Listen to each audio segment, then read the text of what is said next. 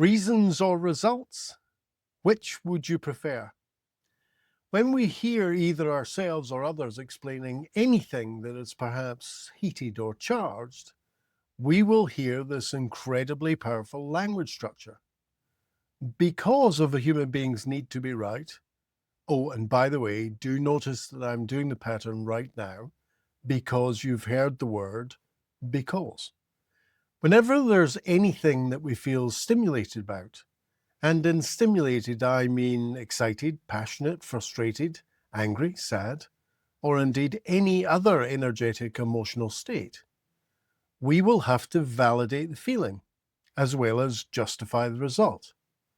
We will have reasons. Oh, and by the way, I'll be giving you some speaking examples later in this video to get compliance automatically from others. So do remember to like and subscribe to keep learning more. So yes, our need for reasons. Reasons for feeling a certain way. Reasons for things not working out the way we wanted. Reasons for what other people think. Reasons around what we had to do. Reasons justifying what we couldn't do. Reasons, reasons, reasons. Or could they perhaps at times simply be excuses? Now, the linguistic structure of these reasons will be represented by the presence of either the word because, the verb to make, or what is called an if-then statement being in the sentence. Some very basic examples would be something like, I feel sad because you're being unkind. Your behavior is making me feel sad. If you continue to treat me this way, then I will feel sad. We'll hear people give us reasons every single day. Sorry I'm late, it's because the traffic was bad. Sales are down because of the economy. I can't get the kind of job I would like because I don't have a degree. I can't come out because I have no money. Reasons are so familiar to us that you'll barely hear them at all. You'll be simply listening along, nodding your head, maybe with the odd, there, you poor thing, how terrible. Because you care, and I'm sure you would love to help create positive influence for yourself and for others, then the best place to start is by noticing the reasons that are being presented. These reasons are being presented in an attempt to legitimize and validate a feeling, or a reaction, or a result. And when you hear them, ask the question. Ask questions to uncover the detail to verify and validate whether or not this reason has any contextual credibility at all. From my last video about presuppositions of possibility and necessity, it's reasons that are behind all of the could have beens, would have beens, and should have beens, to try and desperately explain away all of our but I'm nots. It may be of some thinly veiled comfort in the moment to say, it wasn't me. But more often than not, these reasons are at best unhelpful and certainly not particularly fulfilling or satisfying. And it doesn't even make any logical sense. People, for the most part, are happy to take credit for pretty much all of the good stuff, but not for any of the bad stuff. That brilliant result, that was me. Oh yes, that was also me. But that bad thing over there, that's definitely wasn't me. Ultimately, if it is the traffic's fault, the economy's fault, your education's fault, then there's very little that you can do about it. It's like a big boy did it and ran away. And what's to stop the big boy coming back and doing it to you again tomorrow? This is Newton's third law. This is cause and effect. This is the way the universe operates. For every action, there is an equal and opposite reaction. And we can only predict what will come back to us in way of results if we're in charge of and fully responsible for the actions and positive energetic forces we're putting out there in the first place. If we want to be empowered, if we want to help empower others, then we need to find a way to get ourselves and them to function on the cause side of the cause and effect equation. Logic tells us that being at cause is always going to be far more powerful and more effective than being at effect. If you didn't do it, then there'll be nothing for you to learn. Disappointment, sadness, and a sense of it being all very unfair will more than likely just make your world smaller and probably create avoidance for you. If you were able to acknowledge the part you played in it, then there will be a wisdom to be gained from it. And that wisdom can be applied to your next action steps. This is how evolution is meant to work. But for it to work well, we must be open to the feedback.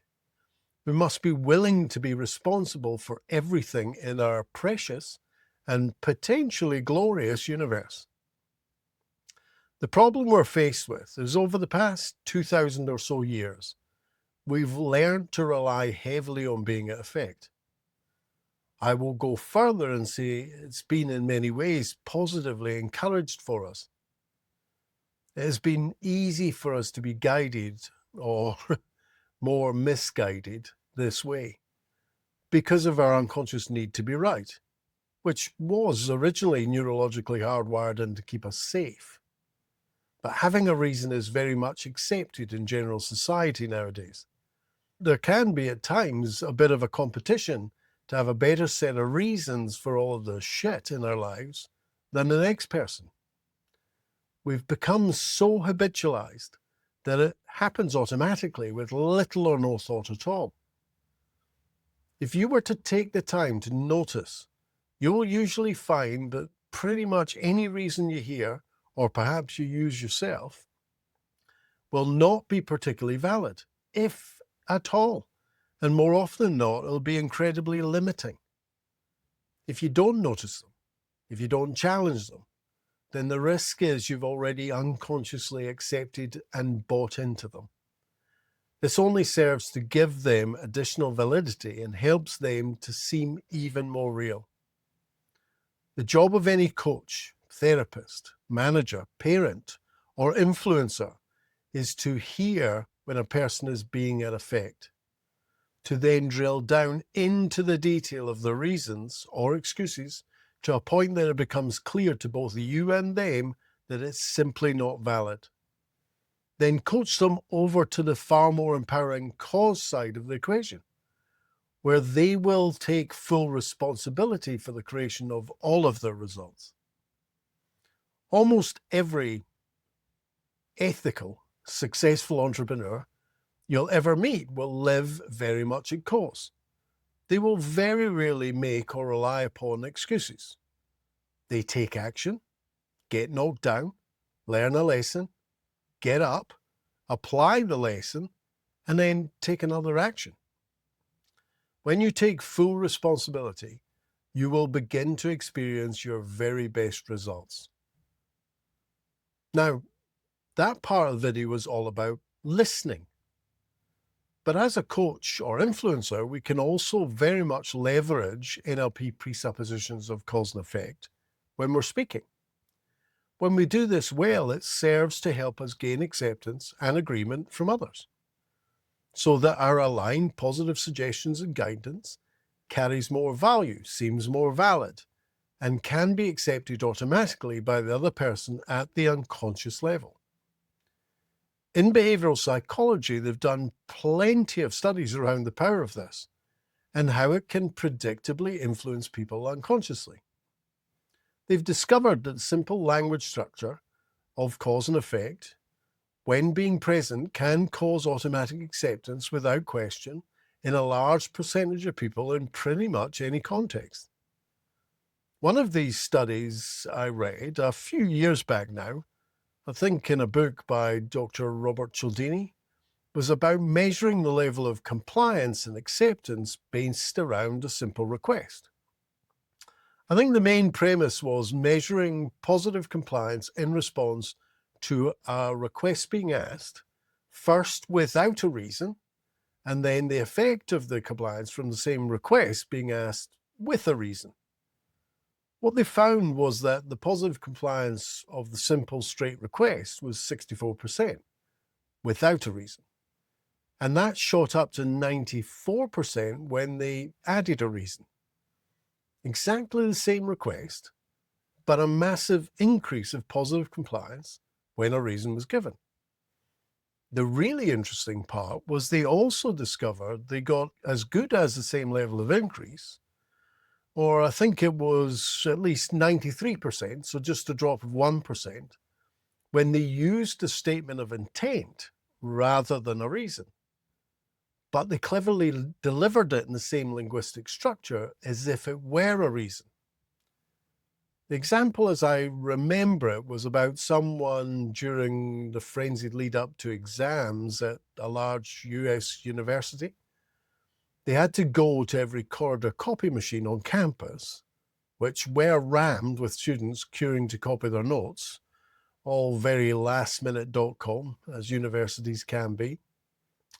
They were to go to the front of each of the very large queues and say, now remember this first request, which was just a direct request, and it was, excuse me, I've only got 5 sheets of paper and I was wondering if I can go in front of you. This apparently got a 64% compliance rate.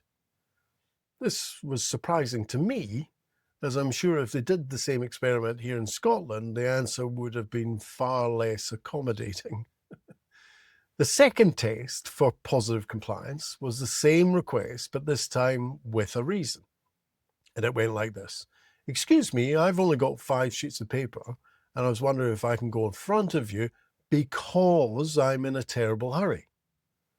This got 94% compliance, which seems a massive increase based on it being such a weak reason. I'm sure everybody in the queue was under some form of time-based pressure. Now, this is where it got even more interesting. They thought, well, the reason was weak, so was the huge increase purely based on reason? So they did a very clever third test. This was the same request, but with a statement of intent, framed as a reason.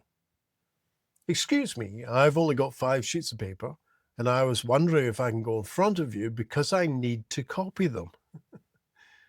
The result of this was a staggering 93% compliance, just a drop of 1%. Now that's amazing. The conclusion that Dr. Cialdini made was this was like an automation.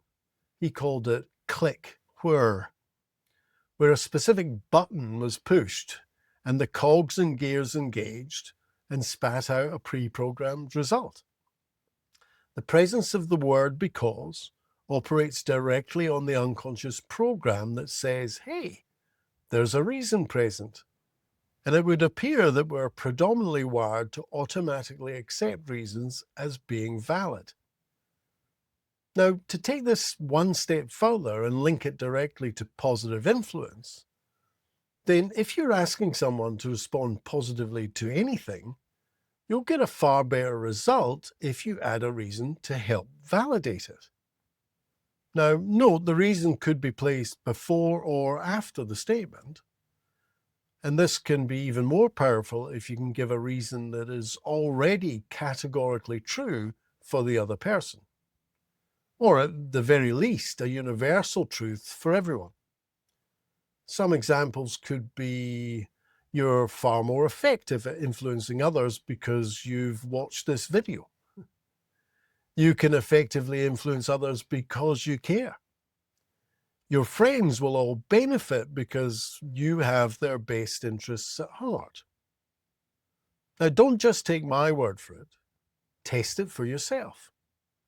Over the coming days and weeks, anything that you're looking to ethically influence, simply add a fundamental truth as the reason, simply by linking it with the word because.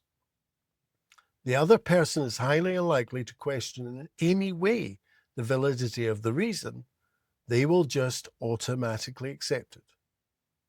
As with everything we perceive inside of self and outside of self, it all requires language to give it tangibility, structure, and meaning. Mastering language masters reality. You can find out more by simply going to advancedlinguisticinfluencing.co.uk, where there is a free PDF intro guide that you can sign up for and download. And going beyond listening, I do have plenty more speaking with influence training videos planned for this channel in the coming weeks. So if you like and subscribe, then I will happily continue to share all of that ongoing value with you. See what I did there? Let's continue to learn, evolve, and create positive change together.